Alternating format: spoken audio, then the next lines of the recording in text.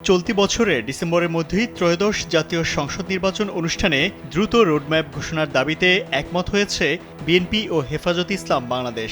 জানা গেছে, রাত ৮টার দিকে শুরু হওয়া এই বৈঠক চলে প্রায় ১.৫ ঘণ্টা। বৈঠকে হেফাজতে ইসলামের বিরুদ্ধে দায়েরকৃত মামলা, গণহত্যার বিচার এবং সংস্কার ও নির্বাচনী বিষয়ে আলোচনা হয় বলে জানান সালাউদ্দিন আহমেদ। বৈঠকের পর সংবাদ সম্মেলনে সালাউদ্দিন আহমেদ বলেন, বিএনপি সংস্কার ও গণহত্যার বিচার চায়, কিন্তু গণতান্ত্রিক প্রক্রিয়া উত্তরণের বিষয়টি আমরা সবার আগে বিবেচনা করতে চাই। আমাদের জোরালো দাবি, প্রধান উপদেষ্টা অবশ্যই দ্রুত নির্বাচনের রোডম্যাপ দেবেন, যাতে ডিসেম্বরের মধ্যে জাতীয় সংসদ নির্বাচন করা যায়। আওয়ামী লীগকে রাজনৈতিক দল হিসেবে বিচারের আওতায় নিয়ে আসতে হবে উল্লেখ করে সালাউদ্দিন আহমেদ বলেন, যমুনা ইলেকট্রনিক্স ঈদে ডাবল খুশি অফার সিজন 3, যে কোনো পণ্য কিনলেই পাচ্ছেন নিশ্চিত ঈদ উপহার। বিচারিক প্রক্রিয়ার মধ্য দিয়ে যদি আওয়ামী লীগের ভাগ্য নির্ধারণ হয়, সেটাই দেশের জনগণ মেনে নেবে।